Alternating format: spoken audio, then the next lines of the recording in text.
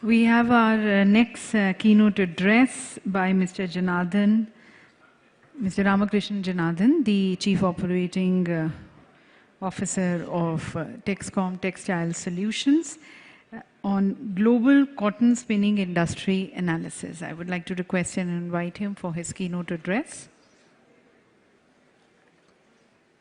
He has more than 36 years of experience in managing the textile plants, not only in India, but also Africa, Canada, and USA, has contributed immensely to the knowledge in this sector. He is known for strategic, financial, and marketing planning, large-scale textile plants.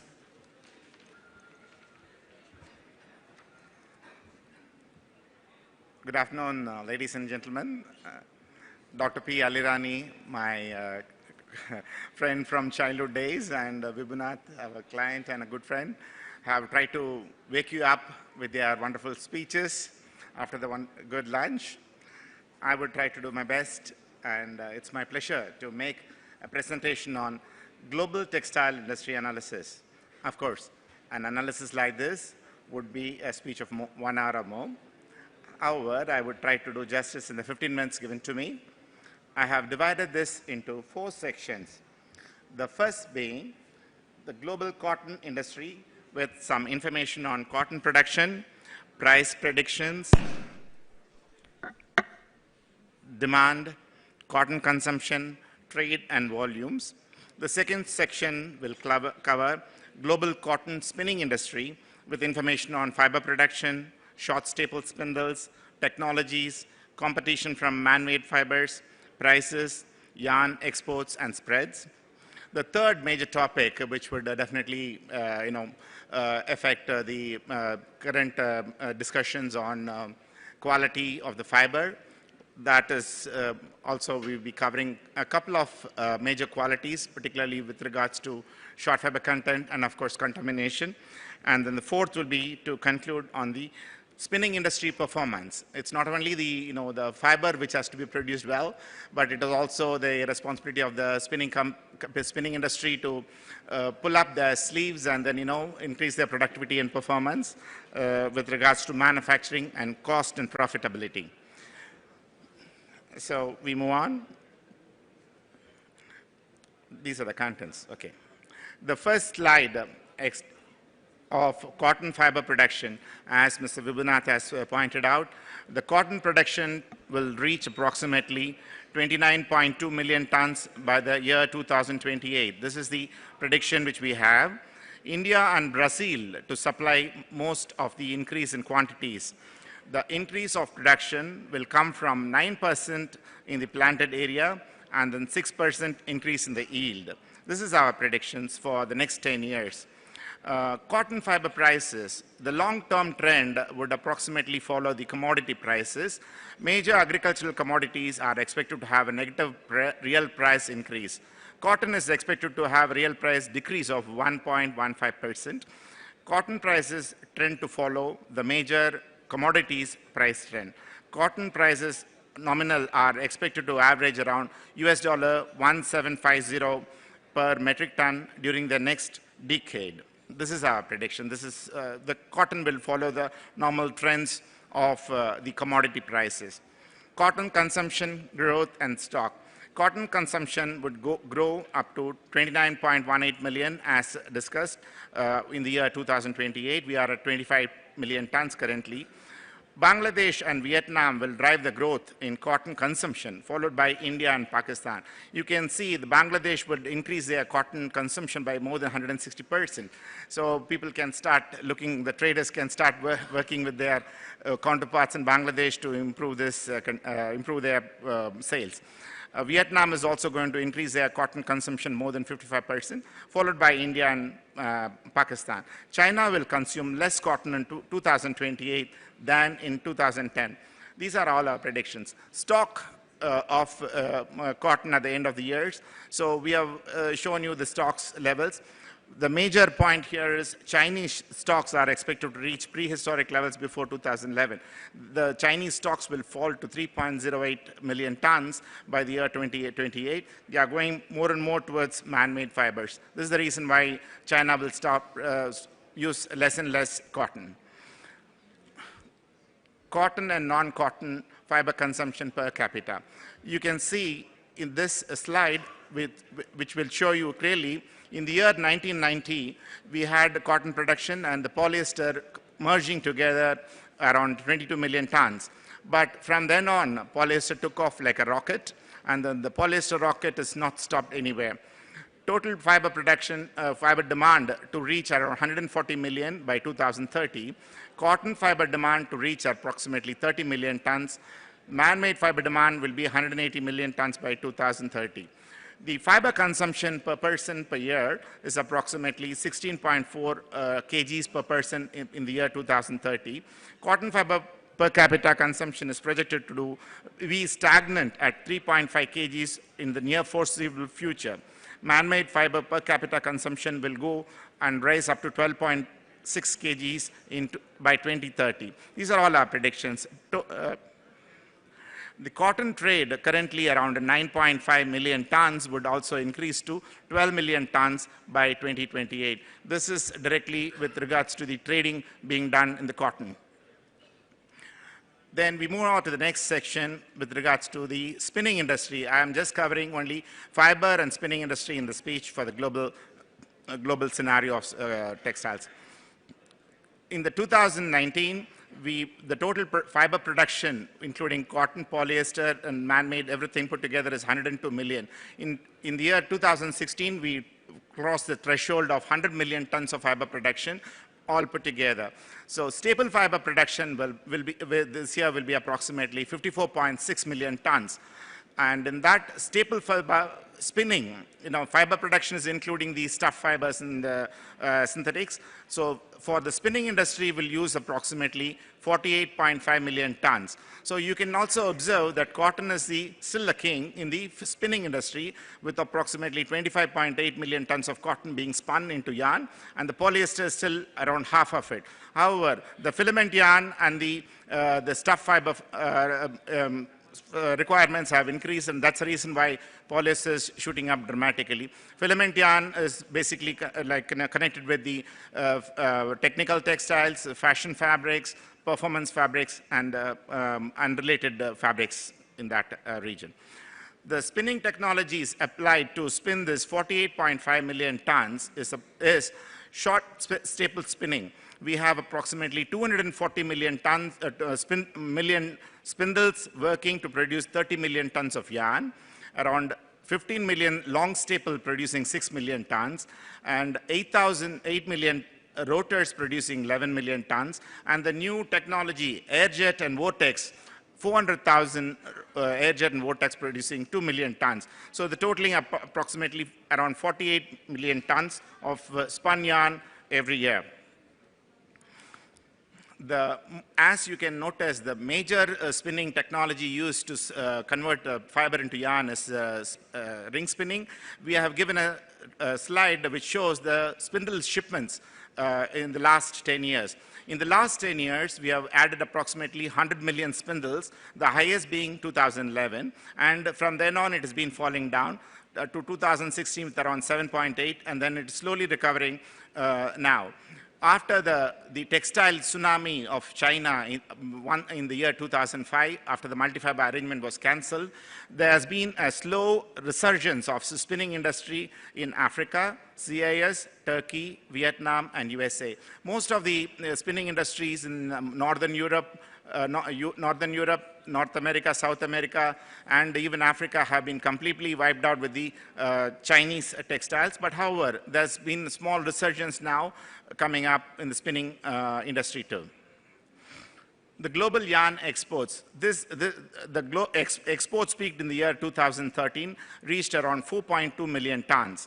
Exports started declining from 2013 onwards, and then has now reached around 3.2 million tons in the year 2016 and still falling.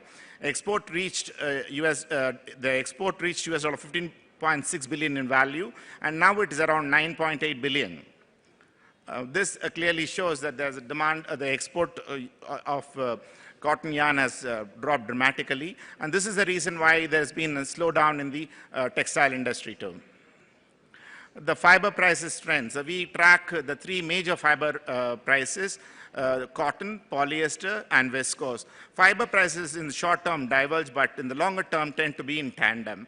Viscose fiber has been falling dramatically in the last months, in the recent months. Cotton polyester tend to diverge in July, September 2019. So normally these fibers follow tandem prices, and then this is the trend which we have been noticing in the last 10 years. Next important factor which we have to consider, particularly with the fiber and the spinning industry, is the spread required for a company to be profitable. If a spinning industry has to be profitable, you have to have a spread of 1.3 to 1.4 US dollar for 100% combed combed yarn. This spread is less than required during the larger part of the comparison period from the last 9 years. The spread was higher than required during the year 12, 13, and 14, which justified additions of spindles in those years. This is the main reason why this is mostly concerned with the productivity of the companies. We will discuss in the next chapter on those factors. So since morning, we have been discussing about how the ginners, the farmers can improve on contamination. And then I would like to cover two major points in this section. Fiber quality and the spinning power. Ginners, traders, and end users normally test and grade the cotton fibers with HVI. This has become the world standard for the past 3 or 4 decades. Mills usually measure all their fiber properties based on HVI. Mills either check few percentage of or the total of 100% of the bales as required. The quality parameters influenced by the various fiber properties are listed on the slide on the left side.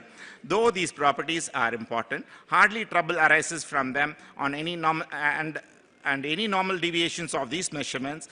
We all know these tests have some limitations, particularly with regards to short fiber content. The SFI is a calculated algorithmic value, and hence it is not mostly reliable. Almost all cotton purchase contracts are made based on these properties, and suppliers ensure that these properties are per the agreed contract. Recent development in fiber testing have introduced AFIS, and companies are now guided in becoming AFIS-driven companies. Mills usually measure AFIS-based fiber properties to control process, but however, they are yet to use AFIS to test incoming bales extensively, particularly to check the short fiber content by numbers and the NEPs. Short fiber content by NEPs is the most significant fiber property which has to be monitored on a continuous basis and can cause processing as well as excess fiber losses, resulting in high manufacturing costs, as explained in the next slide.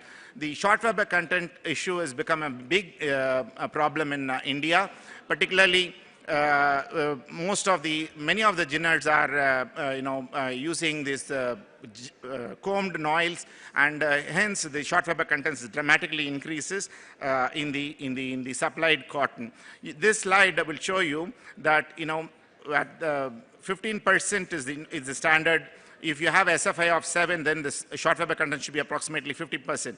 But most of the cotton, when we are checking up, it is moving up to 35%, which means an additional cost of approximately 0.52 US dollars per kg.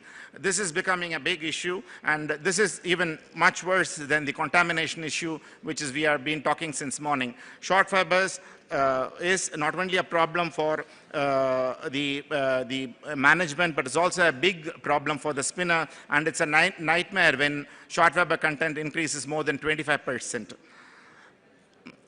Since morning, all of us have been discussing about the contamination survey. So this is a slide which the ITMF survey of 2016, listing out the type of contamination which is happening, and also the degree of contamination right from 1989. We have tracked it, and then we have seen that most of the contamination. This is the type of contamination and in the recurrence percentages, and then you can see in the last 20 years it has never been. it has never changed. So contamination is also becoming a bigger issue for the industry. Stickiness and seed coat fragments has also been kept at the similar levels, and this is also one of the major issue for the spinner down the line. These are all the quality parameters which we have to be worried about, particularly with regards to SFCN. And we are now, wherever we are going to consult for a company, we are now very particular to check all the incoming bales for SFCN. We check that more often than doing any other test most of the time. Contamination, the cost, we have been also discussing about the contamination levels and all that. I want to just show you a cost involved in this. Contamination cuts in winding has gone up to from 20 to 70 per 100 kilometers in many instances. The cost of each cut is approximately 3 paisa, increasing the manufacturing cost by around 1.3 crores per annum for a unit producing 40,000 kgs of 40s yarn in a year. Industry loses approximately 1,000 crores annually to contamination. This is not only the loss and also a big problem for processing in the spinning companies. So these are the quality parameters which we have to discuss with regards to fiber and fiber manufacturing. Now we move on to the cotton spinning industry performance and productivity. As you can see, it is not only the fiber which has to come up in the quality, it is also the performance and the productivity of the spinning mills which has to raise up to really meet up with the requirements of the current day. We have now given a slide which is showing you the productivity range. This is called the TTS times. Times means Textile Industry Manufacturing Excellence Standards. We have created the standards for spinning, weaving, processing, and the knitting and polyester industry, showing what are the industry average range currently is the industry practice. You can see from the left to right, for example, like GPS, grams per spindle, it can vary from 190 to 220. This is a normal industry range which we observe in most of the industries. But the healthy level should be around 230 to 240. So the major problems arising because of the key performance indexes are not on the healthy level. What happens is that your manufacturing cost dramatically increases. For the manufacturing cost, this is what we were discussing in the morning too, that you cannot control the fiber cost, neither can you control the sales price of a yarn. So how do you make a unit profitable and one unit is making losses? So we were also discussing about, how Nitin spinners have been more successful than other guys. This is the major reason being you control the manufacturing cost. You can be producing a yarn at $0.79 per kg with salary, wages, power cost, stores, capital interest, everything put together. Or you can be doing a much worse job in your factory, and like what we see in the first column, and then your cost will be 1.36. When you have a cost of 1.36, for sure you're going to make losses because the spreads are not sufficient enough for you to be profitable. So this is the reason why this is very important that the industry pulls up itself to reduce their manufacturing cost rather than pressurizing the fiber manufacturer to reduce the cost or whatever. Even this, the $0.50 or even more makes per kg makes a great difference in your profitability. TTS and Wazir work together in India. We provide consultancy services to improve your productivity, to bring you to the healthy levels. We as a team of seasoned professionals with decades of industry experience provide management, operation, strategy, expertise to the industry. We are active in various geographies, Europe, CIS, Africa, Southeast Asia, and we offer services right from build, operate, transfer, management contract, relocation services, investor services, and iSmart. Thank you for this opportunity. I thank the organizers for giving me an opportunity to give you a profile of the current global industry standards. Thank you so much. Thank you.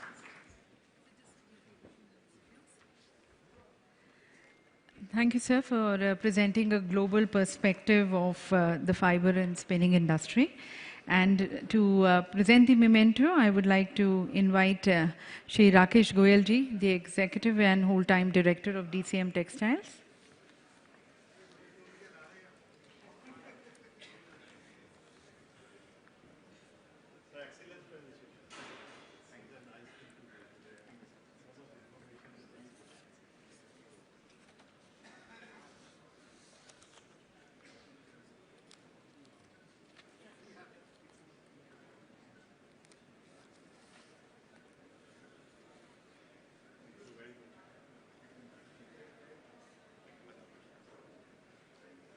Thank you very much, sir.